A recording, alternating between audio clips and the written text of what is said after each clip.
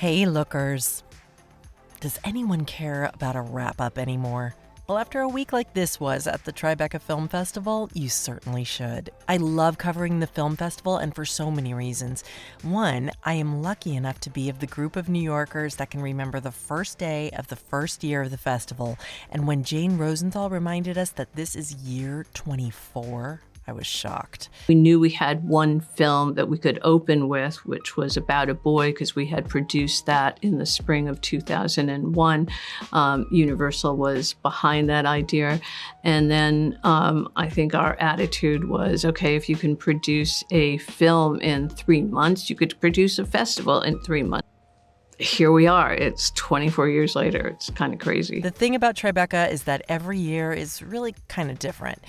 This was the year that Gen X was completely celebrated. The only thing that could have made it more Gen X-centric would be that Bratz, which premiered last year, premiered this year instead. So let's just say I'm feeling less and less invisible at Tribeca as years go by, which is kind of funny.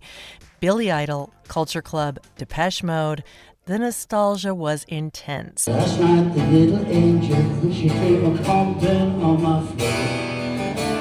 She said, come on baby, you got a license for love. And if it expires, I'll pay hell from above. Because in the midnight hour, she cried. With her every yell, she cried more, more, more. And with Miley Cyrus's premiere, we got a good dose of what the kids are into as well. Being that I cover films with a style element, my husband Jace and I were drawn first to the rock docs. Jace covered them more extensively in a separate Substack post, so head there. He's a pretty good writer in case you haven't heard, wink wink. The Billy Idol doc, Boy George and the Culture Club, Depeche Mode, Metallica. The vinyl hasn't stopped spinning this week, and we realize that there's no Depeche Mode vinyl in the house, so we're seeking to rectify that immediately. There was a lot to cover there, including a call for security at Depeche Mode. Yeah, so be sure to settle in.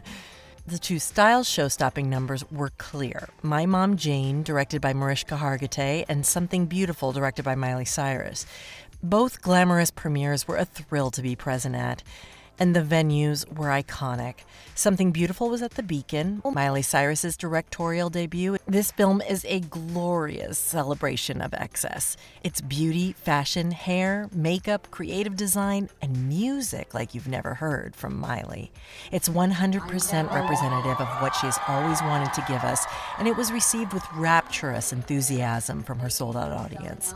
The Q&A, moderated by Derek Blasberg, revealed that a lot of her audience mistakenly thought that they had bought tickets to a concert this night. One fan even yelled out, "Sing live, Miley! We paid $800 for this." And to that, Miley happily grabbed the mic and sang the chorus of The Climb.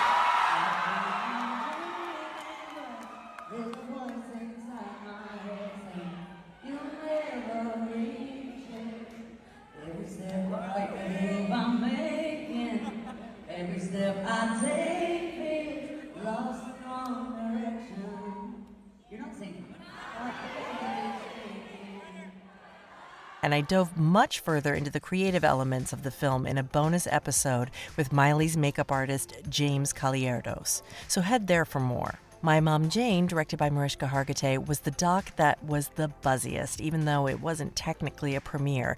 The film had already screened at Cannes, and this was the U.S. premiere. I was expecting a typical beautiful celebrity doc, not that there's anything wrong with that, of course. I'm totally down for that. But what the viewer gets in this movie is so much more.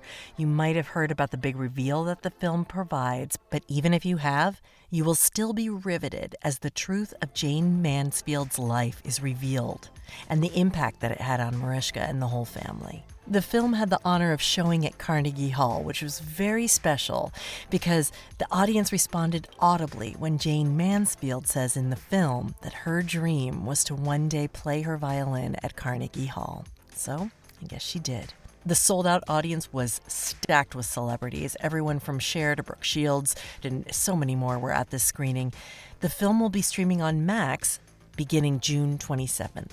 Casino had a 30th anniversary, and that's exciting for us because it's Casino that inadvertently started this podcast. So keep your eyes peeled for a bite-sized episode on Casino that we are working on presently. You know we love an anniversary. So here's the question. Is Vegas better when it's run by the mafia, or is it better now that it's run by the corporations? What's the difference then?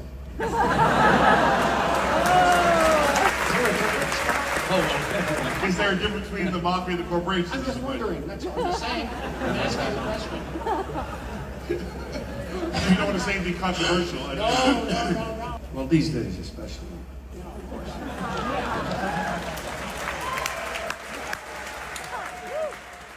The biggest challenge of Tribeca is being everywhere at once.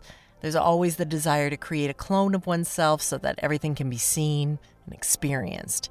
I have to say, I was really excited by the programming this year, and as a woman of a certain age, I had plenty of options to satisfy me. There are more worlds to Tribeca that I personally don't explore, like the panels and the parties, but they, of course, are here. And this year there was Tribeca X, which looks to be a mini conference that will only grow. I'm excited for the future of Tribeca. It seems to, as of last year, had a bit of a refresh, and I welcome it. Tribeca doesn't feel stale at all. In fact, it feels invigorated, and I can't wait to see what next year brings.